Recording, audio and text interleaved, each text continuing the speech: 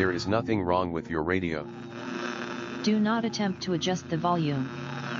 We are controlling the broadcast. For the next hour we will control all that you hear. You are about to experience the knowledge and insights of the Media Mothership. All right, you're listening to Media Mothership, broadcasting out of Edge Radio Studios in Wrestlepalooza, Hobart, Tasmania. On Media Mothership, we explore how media can shape our understanding of the world around us. As always, we're streaming on edgeradio.org.au, as well as on YouTube and Twitch. Just search for Media Mothership. You can message us live in the studio on 048888 11707, or reach out to us in the chat on YouTube Live or Twitch. I'm your host, Craig, joined as always by Taylor. Hello. And special guest, Marcus. Hey guys, how are we? We're good, thank you. And today's topic, we're diving into one of the paloozas, one of the many paloozas that have tagged itself to an event. And this is the first time this palooza is linked to wrestling, right? Wrestlepalooza. This is a new term for the wrestling landscape, right? And we're going to critique whether this is a good or bad thing. I know it's been one of these. I'm looking online before when you pitched this topic, Marcus. I was looking online, and normally WWE has been hitting a lot of stuff out of the park, right? We've got Cena's final year. It's really exciting. But Wrestlepalooza, wow, is it a palooza too far? Right? Maybe if they didn't call it palooza. No, the problem is not the palooza. Anyway, we'll dig into that, all that and more on Media Mothership today on Edge Radio. Welcome back to Media Mothership. Everyone's headphone levels are good? What? The musical interlude was pretty cool. I do bring out my kalimba when the opportunity arises. So it can get a bit heavy. All right, so I want to play a clip first, if I go to my playlist. So this is Wrestlepalooza 2025, and one of the things around it. Actually, I can't remember what this one is. Let's just dive into it, though, as a way to get it going.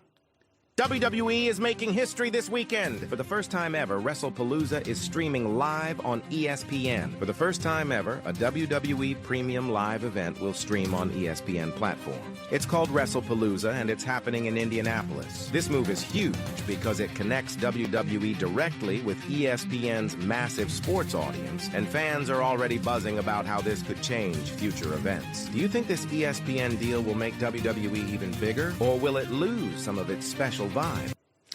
All right, so Can I just say, first of all, I hate that voice. That AI I don't know voice. which one that is. Yeah, it's not Davis from ClickChamp. It's from TikTok. Is it? Yes. We don't. Yeah. And it's just like glass in my eyes. It's like a old-timey 1920s kind of. Well, it's too early for that. Maybe from 1940s radio announcer mixed with a huckster, a kind of Barnum and Bailey circus. Or the person who does the to be continued at the end of a 1930s movie serial. Like a Batman episode from the 1960s. Find out next week in the thrilling climax. Will Batman be able to save himself? It's good. Actually, we could probably double down on that one. But yeah, okay, so the pitch there from the AI voice was the Wrestlepalooza is a big deal for a new revenue model, really. From what I can understand, it's a new revenue model. We were lucky in Australia to get this through Netflix. We don't have to juggle the issue that this is kind of flagging, that the Wrestlepalooza is so it's a live stream event. Right, which means what is a live stream event? It's like recorded live. You're watching it live. So it's a premium live event. So premium live. Right. The business model for wrestling for many years, same as it was for professional boxing as well, is that it's not broadcast on free-to-air TV. To make money off it, it's broadcast through pay-per-view. So you go down to your local cable supplier, you pay $30 for exclusive viewing rights, and you watch it live as it airs. And so that was the way that WWE handled itself for many years. But recently they've started broadcasting live, first to Peacock and then to Netflix. So they're no longer called pay-per-views; they are now called premium live events. So the idea is that if you are a subscriber of the streaming service that carries it, you don't have to pay anything extra for it. You just watch it when it airs live. In Australia, Netflix gives you that, but in the US, that's not the case, right? You have to get all these other streaming services. Is that right, or am I wrong? That's right. So in Australia, we're very fortunate if you're a WWE fan. Everything is on Netflix. So as long as you pay for a Netflix subscription, you're all good. But in America, Raw is on Netflix. The premium live events are now on ESPN. SmackDown, I believe, is on Peacock. And NXT airs on the CW. Plus, Saturday night's main event airs on NBC and is also simulcast to YouTube. And there's also the Speed Championships, which take place on X, formerly known as Twitter. So that's 6 different channels. Yeah. If you want to watch WWE in the States. That is really crazy to me because you can understand there's differences between them, but Raw and SmackDown being on different channels, that's crazy. They've always been on different channels and they've been on cable. Actually, for many years, because Raw's always been cable TV, but SmackDown for many years was on free-to-air TV.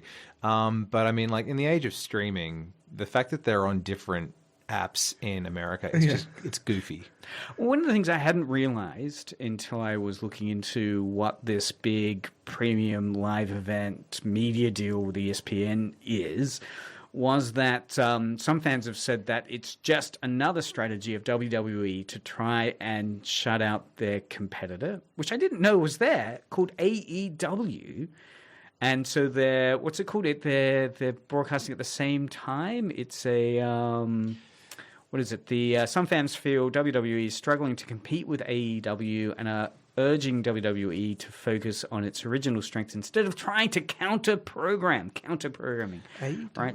All Elite Wrestling. AEW, All Elite Wrestling. I've never seen it. Have you? No. Yeah. What is All Elite Wrestling about? All Elite Wrestling is it's a very different style of wrestling to WWE because originally it was sort of like I guess like the Avengers of pro wrestling. It was guys from Ring of Honor and New Japan Pro Wrestling and ex-WWE guys who all came together and they were like, let's put on something that has really high work rate and less cartoony storylines than WWE has. And that would translate to more physical kind of wrestling or... More physical, more acrobatic, and generally speaking, matches... can go for longer. A really nasty hallmark of WWE is that on free-to-air TV, on the weekly shows, most major matches will end in disqualification to build anticipation for the premium live event, which is then the blow-off, the climax of that feud. Whereas AEW goes, now let's just put on really good matches that have decisive finishes every week. And I guess that's the like I was watching South Park old episodes recently, and I saw their parody of WWE, which is reduced entirely to that it's all drama. It's all like watching, the Young and the Restless, the Brave and the Bold, Dynasty, it's all just, you're sleeping with my wife, or these kind of high escalation drama moments. What's the term for that in wrestling where it's just the storyline? You've got... obviously the kind of kayfabe of it, but also anything that happens within feuds, the push, anything that happens within swerve, anything that happens within the fictional landscape of a wrestling organization is called that's called an angle. And that is kayfabe. Sorry, let me rephrase. Anything that happens within the fictional world of a wrestling promotion is called kayfabe. So, for example, a really good example was Well, I guess I'm just trying to think. In the Wrestlepalooza we're talking about, Cena versus Lesnar. Yes. There's storytelling there, right? Yes. That's a feud. There are no actual physical contests in professional wrestling. It's all predetermined. So then they're not competitions; they're performances. An angle is an ongoing storyline. A feud is when one character is having a rivalry with another character, and a swerve is when something unexpected happens. So in the Wrestlepalooza that was recently aired, you have a couple of feuds. You've got the Cena versus Lesnar, which is described as a career-spanning rivalry. Then you've got Rhodes and McIntyre's story, which revolves around betrayal and redemption. And then Punk Lee versus Roland, Punk/Lee versus Roland/Lynch is about pride and couple rivalry. Are those characterizations linked to their stories in any way, or somewhat? So to call Lesnar and Cena career spanning is somewhat accurate, because their first match was at Backlash in 2003, and they also trained together in Ohio Valley Wrestling back in the early 2000s. But while Cena was consistently with WWE from sort of 2002 to 2015, and after that he was part-time for about 9 years, and he's been full-time this year. It's his final year. Lesnar had an insane 2-year run, so early 2002 to early 2004, then just walked and came back about 10 years later, and he's been a part-timer ever since. He has not wrestled a match on TV since 2004. All of Lesnar's matches are premium live events, and he's basically the final boss of WWE. So essentially, the idea is that he's this unstoppable force. So if you manage to get Lesnar is an unstoppable force. Who basically, like, you'll have a wrestler who's doing really well, having a great time, then Lesnar will show up, hit them with like 5 F5s, and that'll be it, and take them to Suplex City. Yep. And his matches, generally speaking, are not very interesting. Well, let's jump into because I was reading a Reddit post, the post-WWE Wrestlepalooza 2025 discussion thread, and they had the Cena versus Lesnar match, and the summary of it is it's seen by many people on that forum post as a disaster and a huge letdown, with a 0 out of 10 rating from one user on that Reddit post. What was your take on the Cena versus Lesnar match? Is it as disastrous and huge letdown as some of the Reddit commentators are suggesting? Let's address the elephant in the room right away. Brock Lesnar is implicated in the sex trafficking lawsuit that Vince McMahon is being investigated for in real life. This is not part of the story. He should be anathema. He should be anathema. I do not know why he's been brought back. The word on the grapevine is that Cena specifically requested Brock Lesnar because he's had matches against him in the past, and he really wants to fight him one more time before he goes.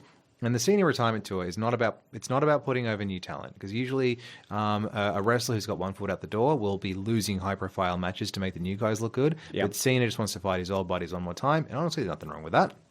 But he wanted to fight Lesnar again. So Lesnar comes back at the end of SummerSlam after Cena's turned babyface again after his questionable role as a villain. Because he turned heel with Cody. Yeah. And that was really great. That coincided with the Trump and Zelensky White House catastrophe. And Jon Stewart was explaining why that mattered so much in terms of the Cena heel turn as that moment where, the US had turned heel with the relationship with the Ukraine. So that's all past, right? Which seems such a wasted opportunity to me. I thought that would be through the year. So were you surprised at how quickly Cena's turned babyface again? And yeah, because there's no, and this actually ties into the issue with Lesnar, because there was no build-up. There was no redemption arc. He didn't do anything heroic. He literally just turned up to SmackDown one day and said to Cody, I'm sick of being of being a heel. I want to be a good guy again. That was it. There's no, you think of all the ways that they could have done it. I mean, one of the comparisons is, Cody versus Cena is essentially the second coming of The Rock versus Hulk Hogan, where in storyline, Hogan's a bad guy and Rock basically wants to beat a face turn out of him, and that's what he does. Through their match, The Rock convinces Hulk Hogan to turn babyface again, and that just but they did it back to front with Cena and Cody. Cena comes out, announces he's a babyface again, and then he walks into their championship match at SummerSlam as a babyface. But getting back to Brock Lesnar, because at the end of that match at SummerSlam, where Cody wins, he's got the title back. It's a big moment. He leaves the ring, lets Cena have his moment. Everyone's chanting, "Thank you, Cena." And then Brock Lesnar's music hits. Brock Lesnar comes out, hits him with one F5, and then leaves. Right. And the issue is that there's never a storyline. It's just Brock Lesnar appears, he disappears, as he often does, comes back in the middle of, like, Cena's last ever SmackDown was a few weeks ago, and it was an absolutely incredible episode. Did this beautiful promo, and then Sami Zayn, the new US champ, comes out, declares he's issuing an open challenge, has this incredible match against Cena, and then Brock Lesnar comes out, hits both of them with F5s, walks off, and says, "John Cena, I'll see you at Wrestlepalooza." I'm not going to say the next thing that he says. But here's the really funny part, because, again, there's no actual storyline. There's no promo confrontation. There's no exchange of words between Cena and Lesnar. That was very, very clearly advertised as Cena's last SmackDown ever. The following week, Lesnar comes out on SmackDown and says, "I'm looking for John Cena." Bro, the last week was his last episode. And the best part is, the week after, 2 weeks in a row on SmackDown, Lesnar comes out and he says he's looking for John Cena. And that's the story. That's the story. John Cena's not here, Brock Lesnar. You interrupted his last match ever on his last episode of SmackDown ever and caused it to get thrown out. This story does not make sense. There is no story. And that's the problem, because there is no story. It's just Lesnar shows up for no reason, declares that he's going to beat up John Cena at WrestlePalooza for no reason. Cena has an excellent promo where he says he's scared of Brock Lesnar, and you're expecting a Cena wins lol moment like it's 2009 again. Right. And then he just has the absolute tar beaten out of him by Brock Lesnar for 8 minutes. Right. Lesnar gets the pinfall in. Lesnar wins, and you're watching it going, what was the point of that? What was the point of all of that? They full on show, the cameraman shows a kid in the audience who's got tears running down his face. He's wearing the John Cena baseball cap and t-shirt, and you're looking going, how has this helped anyone? Yeah. Okay, so because I was struggling myself, so I did find a YouTube short with a WWE commentator trying to, or not commentator, but the discussant trying to unpack what it was. So let's hear it. What I was basically told is that Uncle Dave. John is very unselfish, and his job is, he knows on the way out that he wants to make people, you know. Because Brock Lesnar wasn't made. Well, he wants to make big stars, so he felt that was. I mean, it was, you know, it's his call, and that was his call. You know, a lot of guys, you know, when they're on their way out, I mean, their call is to lose and to put the other guy over, and that was John's call. I mean, I know a lot of people. I mean, look, at the end of the day, it's Paul Levesque's call, right? But if John says that, it's not like Paul Levesque's going to go, no, you have to, and especially when Brock is the one staying and he's the one leaving, and you know, whatever they have planned for Brock, I mean, it's got to be. I mean, they got to put him against Cody Rhodes. I mean, or somebody like that, right? I mean, if you're going to beat John Cena, if you beat John Cena, you got to set him up for something big. So if he beat, it's not Dave Meltzer if he's not saying, at least 5 or 6 times. That man has got. You see his office, and his office looks like his mind must look, because it's just got decades of papers strewn across the floor. And so it just doesn't look healthy. So for those who don't know, I mean, sorry, who are we hearing from there? That's Dave Meltzer. Dave Meltzer is the writer and publisher of the Wrestling Observer newsletter. It's a dirt sheet which has insider goss and reviews of matches. Has been going since, I think, 1980, possibly earlier. Has been called the most accomplished wrestling journalist of all time. And he's also an accomplished sports journalist outside of that newsletter as well.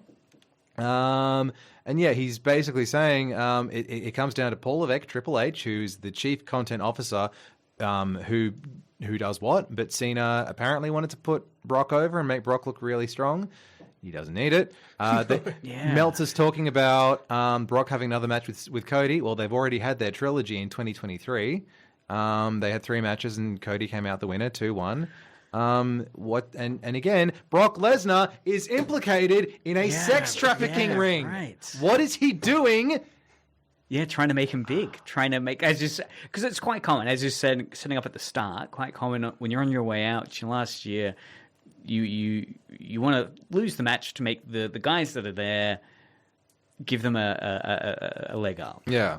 And that's not controversial, but I guess the controversy is Lesnar. Have you any other fallout from that? People are just upset that they had this awkward wishy-washy build, and Cena's only got about 5 appearances left, not 5 matches, 5 appearances, and they wasted a promo and a premium live event match on Brock Lesnar. And so people are just not happy about that. They think, well, there is a silver lining to this, though, because people are going, well, we really wanted one more match with AJ Styles, considered one of the greatest high-flying wrestlers ever, and he's going to retire next year as well.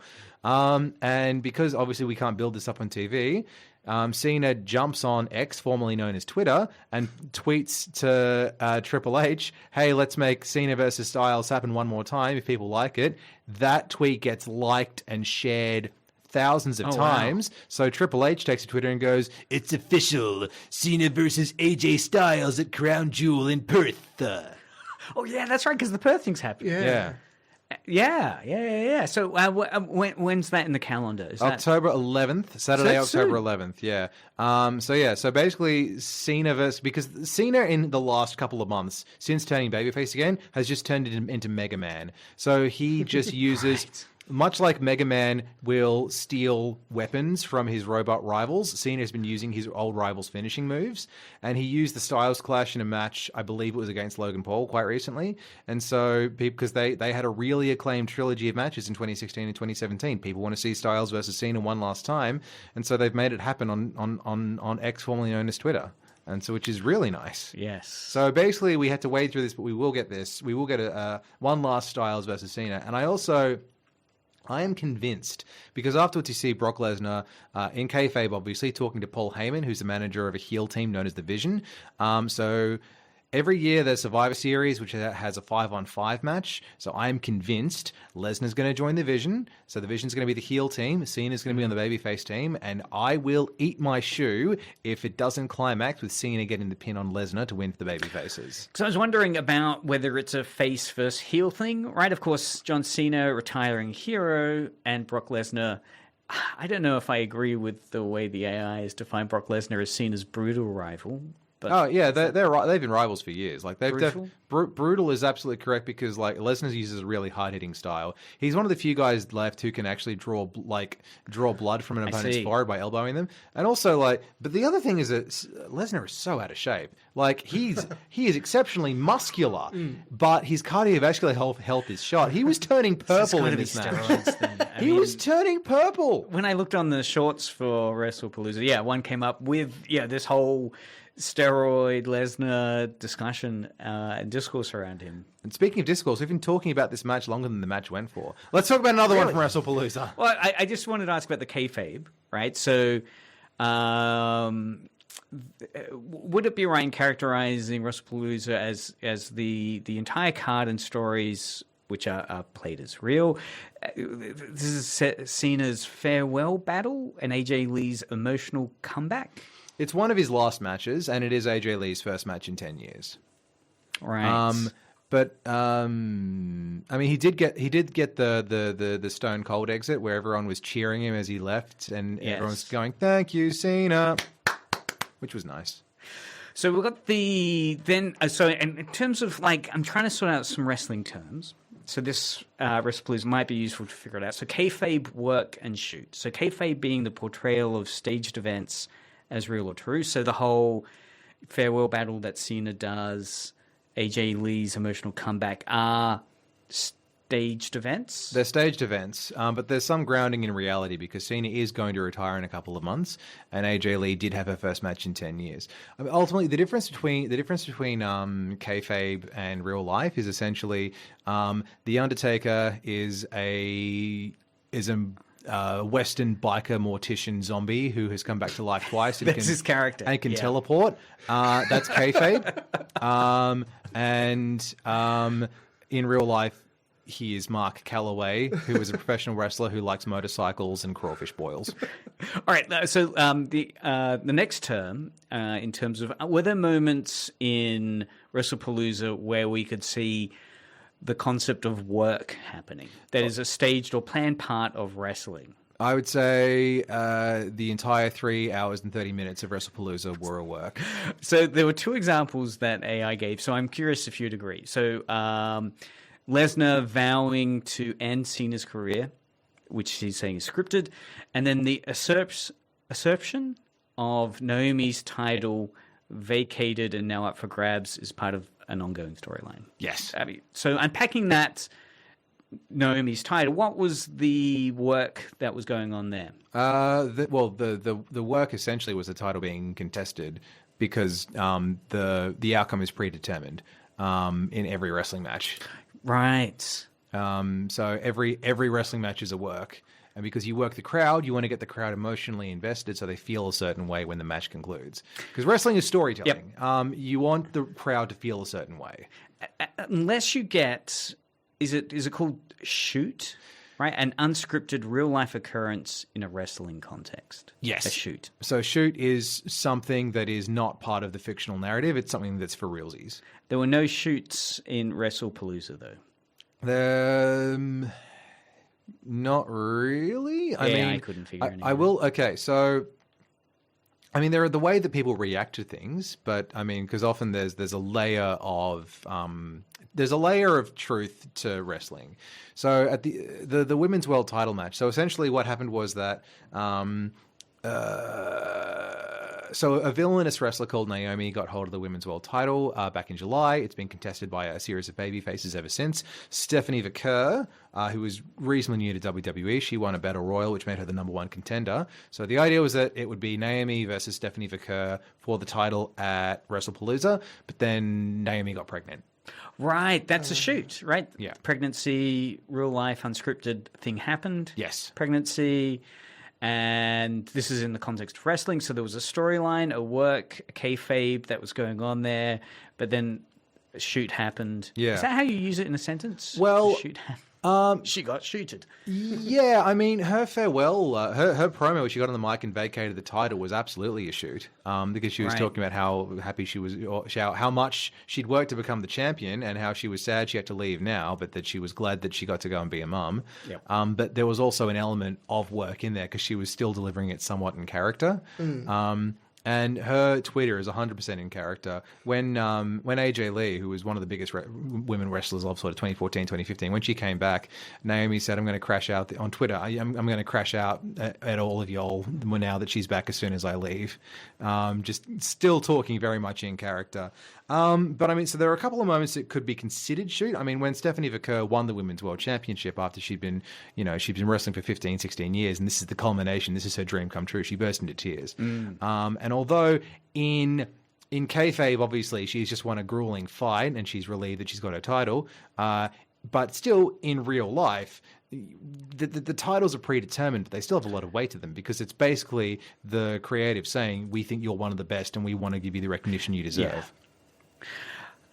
Best shoot of all time in wrestling? Without question, the Montreal Screwjob. Without question. What went down? This is one that we've watched. Yeah. So Bret Hart and Shawn Michaels in real life despise each other. They've made allegations that the other was being unfaithful to their wife. They've politicked towards each other. They're just not friends. Shawn Michaels has done everything, and Shawn Michaels. So basically, at the start of the year, Bret Hart is sort of the main villain of WWE, and then Shawn Michaels goes, no, I want to be the main villain. And so he becomes an even worse villain and starts taking away all of Bret's heat, and Bret's really jealous. Yeah. Also, Shawn was the champion at the start of 1997, the year this takes place, and he was supposed to drop the belt to Bret Hart at WrestleMania 13, because that's what happened the previous year. Bret Hart had dropped the belt to Shawn Michaels, but then Shawn Michaels, quote-unquote, lost his smile and had to forfeit the championship because he didn't want to give it back to Bret. He didn't want to. Wow. He didn't want to lose a match to Bret. So that's just petty politics, really. Petty politics. So the Montreal Screwjob is Survivor Series 1997. Right. Bret Hart has to leave for WCW because McMahon has said, "I can't afford to pay your salary anymore, and they're offering you more money than I can pay you. I'll release you from contract and go to WCW, but you got to drop the belt to Shawn at Survivor Series in Montreal. Bret is Canadian. Shawn's from Texas, and Bret goes, "I'm not dropping the belt to Shawn in Montreal. Yeah, right. No way. So I'm happy. I'll drop it to Stone Cold. I'll forfeit it, but I'm not dropping it to Sean. And so what my man goes is, okay, so here's what we'll do. We will have members of both of your factions, D-Generation X and the Hart Foundation, hit the ring. It'll get thrown out, and you can forfeit the title tomorrow night on Raw. How about that? And Brett goes, okay, that's cool. And he's having a chat to one of the other wrestlers, Vader, and Vader says to him, in real life, very much in real life, don't get put in a submission hold. Oh, wow. Because I've seen screw jobs happen in the past. So what happens at the match? Because a submission hold you're not going to be able to get out of. And right? the idea it would is be a real wrestling move. Yeah. So in because normally it's a the referee's hand hits the mat 3 times when you're being pinned, and that signals that the match is over. Yeah. Whereas a submission is very much you have to verbally say I give up if you're being held in a submission hold. So what happens is that in the match, McMahon appears ringside. This is before he was acknowledged as the owner of the company in Universe. Oh, right. And he's there the entire time. He's visibly very angry with Hart and Michaels the entire time. And here's what's really strange about the match. The match starts with about a 10-minute brawl outside the ring before they actually get in there and start the match. And it's two guys who legitimately hate each other in real life, but they're still doing all the worked punches and the choreographed flips and stuff. But is this a real fight? It's weird. But anyway, the match climaxes with Shawn Michaels has put Bret Hart into the sharpshooter, which is Bret's own submission move. And McMahon runs up to the timekeeper and screams at him, "Ring the fucking bell!" And so they go, oh, yeah, Bret submitted. Yep, Michaels is the champion now. Bret didn't submit. He spits on McMahon from the ring and then just starts wrecking all of their gear. And then traces with his finger WCW towards the hard cam to let people know where he's going. So that was very much a shoot. Another example, which is a lot less long-winded, is that... So yeah, that's the most famous shoot of all time. Another example, which I think is like defines what a shoot is versus what a work is. WrestleMania 2, Roddy Piper versus Mr. T in a worked boxing match. So nice, Mr. T. Yeah. So Roddy Piper hated Mr. T in the mid-1980s because he didn't like that Mr. T rocked up for the WrestleMania 1 main event over all the other boys who'd been working. Yeah. And he was like, he doesn't respect our business, he doesn't respect us, and he's taken money away from us. So they're having a worked boxing match. Before they start boxing, Piper has his hands taped into fists before they go into his gloves, so he can't do anything to Mr. T because they know that he's really hacked off. So it's a worked boxing match where the outcome is predetermined, much like real professional boxing. But there's a moment where Piper just loses it, and he's opposite end. When they're in their corners, Piper picks up a stool and just throws it as hard as he can at Mr. T, clearly trying to hurt him. That was a shoot. Because normally you try not to hurt the other person, but that was like, nah, I just want to hurt this dude. God. All right, turns and gimmicks. So in terms of Wrestlepalooza and turns and gimmicks, right? So turn is when a wrestler changes alignment from heel to face or vice versa. Drew McIntyre. There were no turns at Wrestlepalooza. He didn't, okay. Drew McIntyre is a heel through and through. Displayed heel behavior attacking Cody Rhodes after a contract signing, solidifying his turn from tweener face to definitive heel. Is this what ChatGPT is telling you? Yeah. ChatGPT is full of it because Drew McIntyre is a heel and he's been a heel for at least 2 years. I'm failing this assignment. Drew McIntyre is not a tweener. Because a tweener is where you're in between. Morally neutral, essentially. All right. Like the two most famous tweeners of all time are Stone Cold Steve Austin and Macho Man Randy Savage.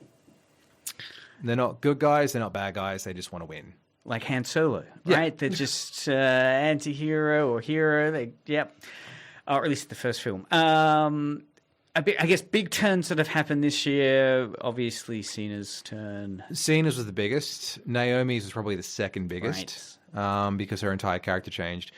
Becky Lynch and Seth Rollins both turned either at WrestleMania or the night after WrestleMania, and they're part of the main heel faction right now. And they were part of a match at Wrestlepalooza, which was... Dave Meltzer called it the most anticipated husband and wife mixed tag match in wrestling history because so Seth Rollins and Becky Lynch are married in real life. He's the world heavyweight champ. She's the women's intercontinental champ, and they are two of the main villains of Raw right now.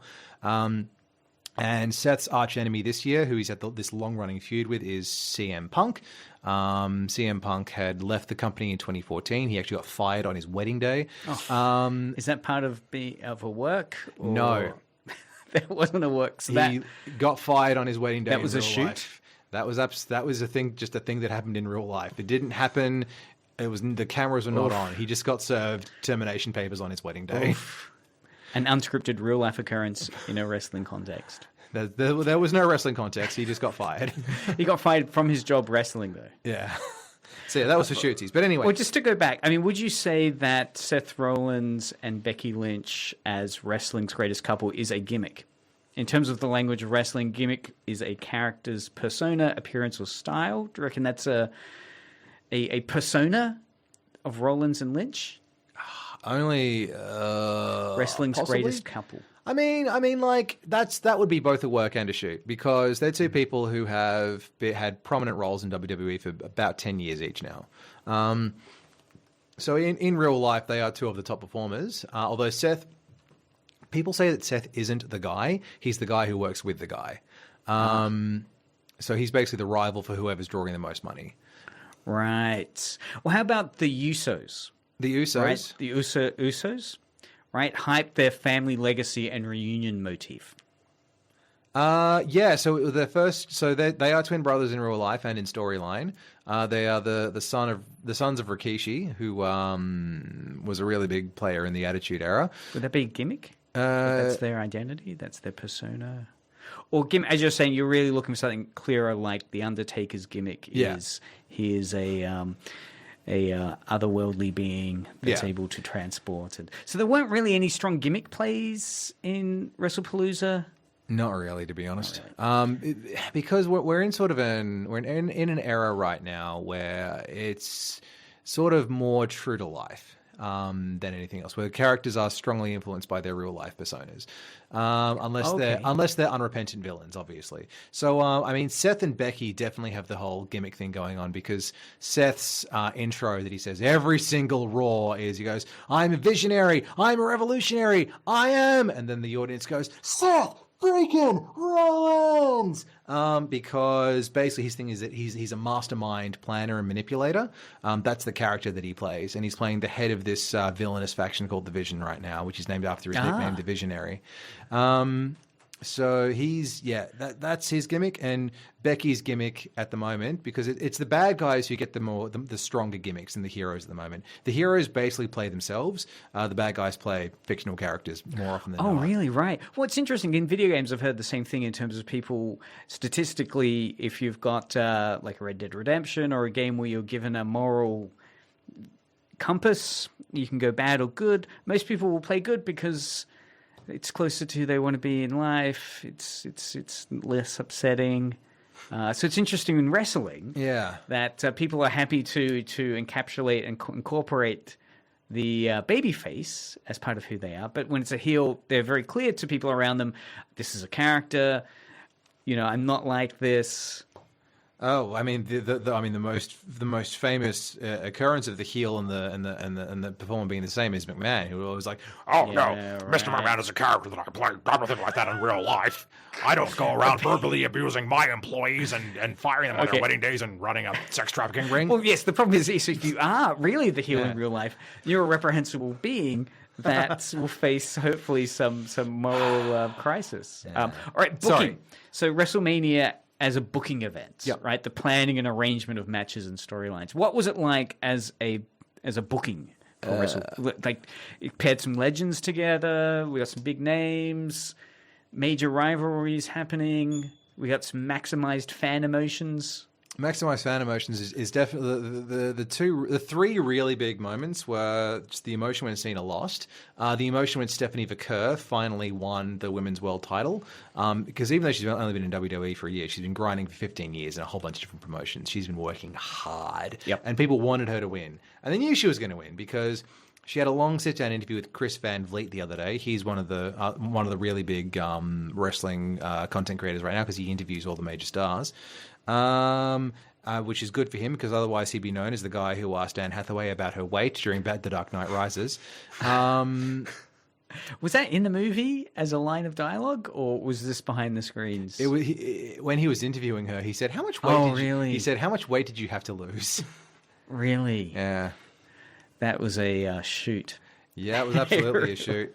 And the other really big emotional moment was it was AJ Lee coming back. And this is creating stakes or surprises, that those moves? It was so she came back on SmackDown, I think 3 weeks ago. So that was already, and it was also the worst kept secret in wrestling, because the whole reason why she's come back is because so Punk and Seth have had this blood feud going since the start of the year. They've had about 8 matches together, Becky Lynch got involved in a match that Seth and Punk were a part of a couple of weeks ago at Clash in Paris. Punk has the match won when she comes out of nowhere and whacks him in the stones, and then nut job. Yep. Classic. Nut shots him in a no disqualification match, and then Seth gets a pinfall, and then says, "Oh yeah, my wife was with me all this time." And then the following night on Raw, and this is one of the she's hilarious as a heel, because she just acts like a schoolyard bully. She's like standing there, she's just slapping CM Punk across the face, going, "What are you gonna do about it? What are you gonna do? What are you gonna do? Huh? What are you gonna do?" Just slapping him, and he's just not reacting. And then so the following SmackDown. Would that be her gimmick, that she's a schoolyard bully kind of performance? Yes. Absolutely. And also that she brags about how she's Pro Wrestling Illustrated says that I'm the best female professional wrestler in the world. Pro Wrestling Illustrated says it. She's clearly having a lot of fun playing this villainous character. Right. And so the big twist at the following SmackDown, which was spoiled because her merch was on sale earlier that day. Oh, really? That was tipping off? Like it was merch in conversation with what was... Yeah. So Punk's real life wife, AJ Lee, comes back. She was a wrestler 10 years ago for about only about 3 or 4 years. Right. And she comes back so she can help him against Becky Lynch. She beats the snot out of Becky Lynch on SmackDown. And the following Raw, the mixed tag match is set. Punk and AJ versus Seth and Becky. And there was merch for... There was merch for AJ on sale before she made her surprise return. Right. And it's funny because in their first run together back in 2012, 2013, AJ would wear Punk's merch shirts. This time he was wearing her merch shirts, which is really cute. Yes. Because they've been married for about 10 years now in real life. So that was very much shootsies. And... The crowd actually, it was funny because on Raw, the following Raw, he introduces himself as AJ's husband. The crowd starts chanting, "AJ's husband!" So when he comes out for their match at Wrestlepalooza, he's wearing his usual bomber jacket, which has got AJ's husband written on it. And other wrestlers have worn that on the following episode of Raw. So that's absolutely going to be on sale. Well, what did you think of Wrestlepalooza in terms of the promos which were going down? So these were scripted speech or interviews used to build storyline. Premium live events normally don't have too many promos. So the way that it's normally structured is that on the weekly TV shows, Raw and SmackDown, you have your promos where wrestlers will have a war of words, or one will do a soliloquy to the audience in the TV. So you're building anticipation, you're giving context to the match. You have all your story beforehand. So when we get to the premium live events, the match means that much more. And then promos, and again, this is where you'll have that distinction of AEW, where they'll have promos but not as much as... AEW is quite unique because I don't watch Dynamite or Collision, but it's my understanding that AEW mostly has matches on its weekly shows, and all of its storyline and promos and such are done on YouTube and Twitter and Instagram. Oh, really? You have to go to social media to see all the storyline stuff. Yeah. Whereas, okay, so in WWE, though, you'll have at the end of a match, or the start of a match, or as they've got cameras behind the scenes, the wrestlers will directly give storyline. Will give... Not really. So they usually it's very segregated. Either we're doing a promo or we're doing a match. Oh, really? Right. And it's occasionally you might see a short promo on a premium live event, but it's pretty rare these days. The closest thing was when they had that backstage segment with Cena, with Brock Lesnar and Paul Heyman. Mm-hmm. But other than that, there were no real promos at Wrestlepalooza. One of my favorite matches of all time is WrestleMania 38, Stone Cold Steve Austin versus Kevin Owens, purely because Austin wasn't on weekly TV. The way that they do the match is that they actually... Kevin Owens had his own talk show at the time called The KO Show, so it actually starts out with him coming out and slagging off Austin. Austin comes out, sits down, they have an interview together where they're just insulting each other, and then the match happens. So you have the entire feud done in the space of about half an hour, which I think is just... I wish there was more stuff like that because it's just so entertaining. to have the whole thing sort of summed up so neatly. Yes. Because generally speaking, you want the promos, you got to watch the TV show, and then you see sort of lower mid-card acts, and then you want the really big blow-offs, you watch the premium live events, and they always have hype packages that recap the promos that have happened. They edit them together. So you can get some meaning out of it, but it makes more sense if you watch the weekly shows.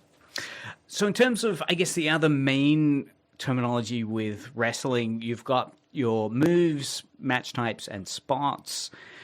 How did those signature moves go during Wrestlepalooza? Was there a sense of, like you were mentioning, how Cena's been co-opting moves, signature moves of various wrestlers? You had Lesnar's F5. Is that the keyboard F5? Is that a reference? It's a reference to the hurricane, I don't know. to the tornado, because he basically puts... I mean, the F5 key is a pretty bloody good key on the keyboard. Refresh, isn't it? It is refresh. It refreshes your screen. Basically, the way it works is that he puts the other guy over his shoulders horizontally in a fireman's carry, and then throws them off and spins them so they spin until they hit the mat.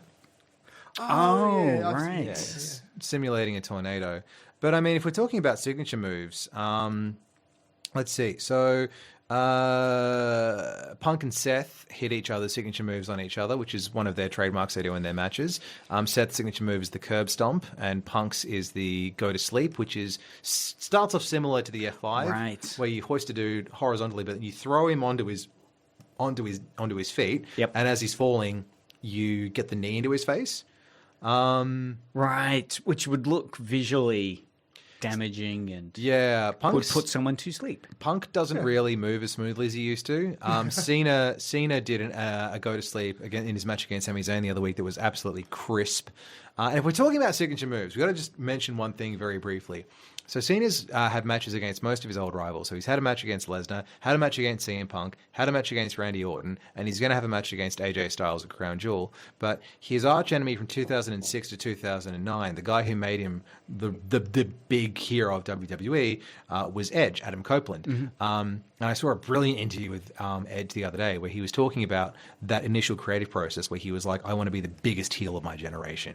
Like, I want to be Roddy Piper. I want to be Macho Man Randy Savage as a heel. So he goes up to Cena and he says to him, I promise I will not try to out-wrestle you. I do not want them to cheer me. I will make you look good. I want them to boo me. And so they ended up working exceptionally well together because we had one guy who wants to get cheered, one guy who wants to get booed, and they trusted each other, and they became really good friends outside the ring, even though they're playing arch enemies inside it. Yes. And in response to Cena hitting so one of his moves that he hit was he hit Edge's spear, which starts with a taunt from the corner where he's basically making the hand gestures and rubbing his hand through his hair, then hits the spear from across the ring. And it's funny because Michael Cole, the commentator, because Edge is no longer with WWE, said, "Oh, that's the Roman Reigns spear, obviously."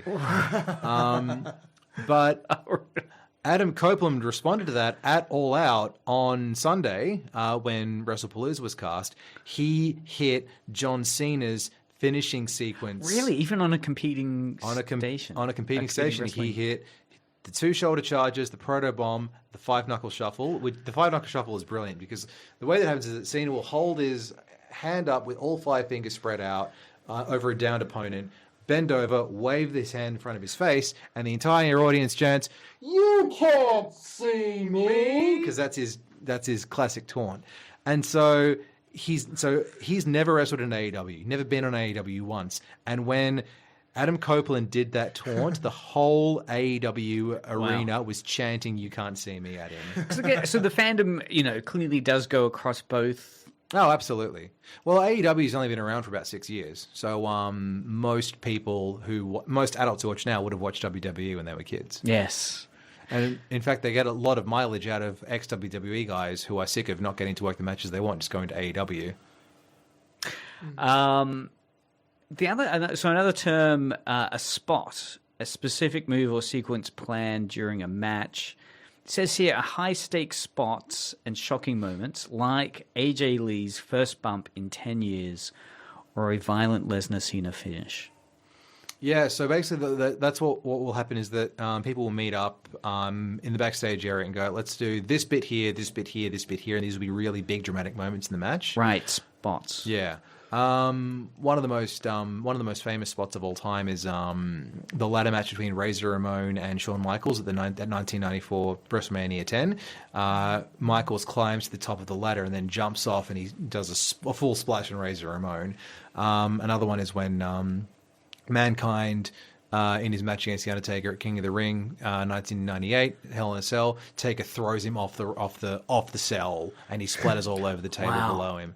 So they knew they were going to get to that point as the spot, but again, the A to Z in between parts is where the magic happens, where they'll basically what they'll do is they'll get each other in rest holds and they'll whisper directions to each other. They might say, I don't know, like running knee into frog splash, something like that.